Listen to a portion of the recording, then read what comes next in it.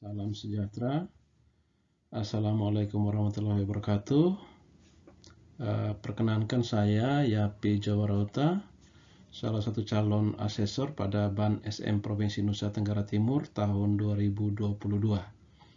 Pada kesempatan kali ini saya akan mencoba menjelaskan secara ringkas tentang analisis menyilang.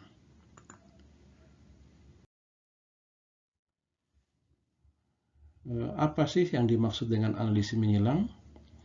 Analisis menyilang adalah kegiatan untuk melihat apakah ada korelasi antar butir-butir dalam satu komponen maupun antar butir-butir dalam komponen yang berbeda. Mengapa perlu dilakukan analisis menyilang? Pada prinsipnya kita tahu bersama tentang hubungan sebab akibat dari suatu kejadian. Misalnya seperti ditunjukkan pada gambar yang ada, butir X1 sampai dengan butir AA2 adalah butir-butir yang asesor nilai memiliki level kinerja yang rendah atau bermakna kurang baik. Anak panah menunjukkan hubungan sebab akibat antar butir. Butir-butir tersebut dapat berada dalam satu komponen atau antar komponen. Jadi misalnya yang butir X itu menunjukkan ada pada satu komponen, butir Y itu pada satu komponen, butir Z itu satu komponen, maupun butir AA itu maksudnya berada pada satu komponen. Itulah sebabnya dikatakan sebagai analisis menyilang, ya, dari anak panah yang saling menghubungkan, menunjukkan keterkaitan. Hubungan sebab akibat tersebut dihasilkan dari analisis asesor berdasarkan teori yang valid. Biasanya akan ditemukan faktor krusial, yaitu faktor yang menjadi kausa prima atau yang menjadi faktor utama yang menyebabkan terjadinya level kinerja yang rendah pada satu komponen. Nah, kausa prima itulah yang menjadi fokus utama untuk perbaikan terhadap kinerja suatu sekolah atau madrasah.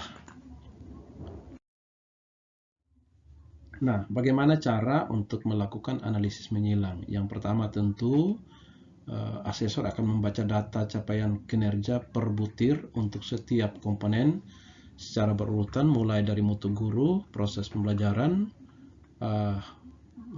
mutu lulusan, proses pembelajaran, mutu guru, dan manajemen sekolah atau madrasah. Kemudian yang kedua, mengidentifikasi dan memberi tanda level capaian kinerja yang belum mencapai level 4 atau yang memiliki level kinerja rendah pada subkomponen dari setiap komponen yang ada. Kemudian yang ketiga,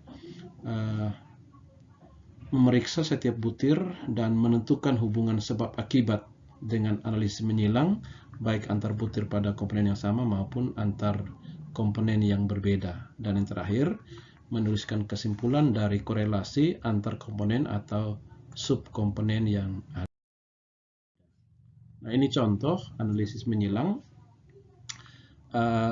Ada gambar yang atas ini menunjukkan komponen, ada 4 komponen, kemudian di bawahnya adalah subkomponen dari setiap komponen yang ada, kemudian ada butir, di sini ada butir inti, butir 1 sampai dengan butir 35.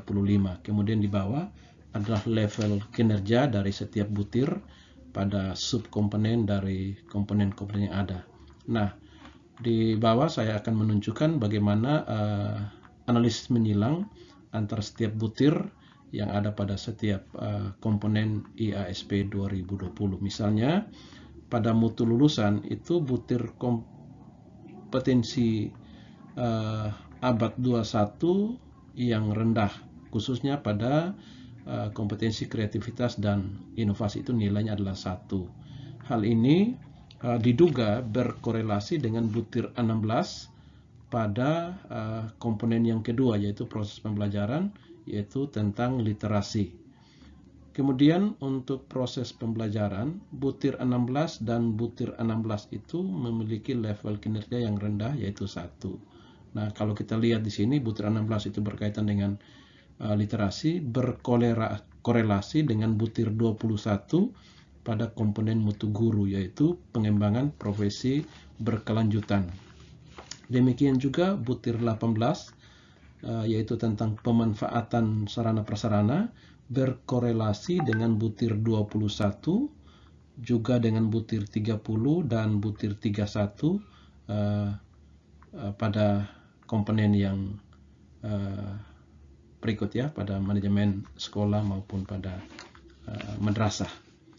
Demikian untuk mutu guru. Kita lihat sini ada butir 21 itu level kinerjanya adalah 1. Nah, ini berkaitan dengan pengembangan profesi berkelanjutan. Ini berkorelasi dengan butir 16 dan butir 16 dan 18 pada komponen proses pembelajaran, dan berkorelasi juga dengan butir 30, yaitu menyangkut pengelolaan guru dan tenaga kependidikan pada komponen manajemen sekolah atau madrasah.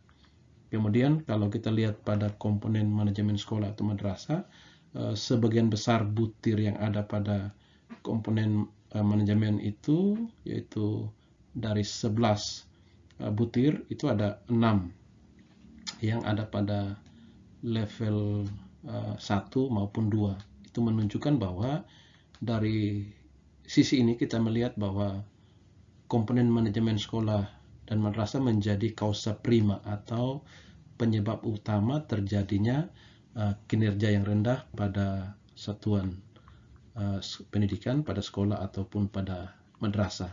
Itu artinya bahwa manajemen sekolah atau madrasah ini menjadi prioritas utama untuk mengadakan perbaikan untuk peningkatan kinerja daripada sekolah atau madrasah tersebut.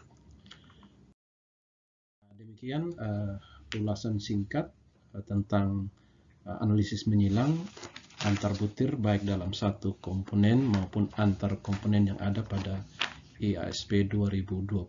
Terima kasih, Tuhan memberkati.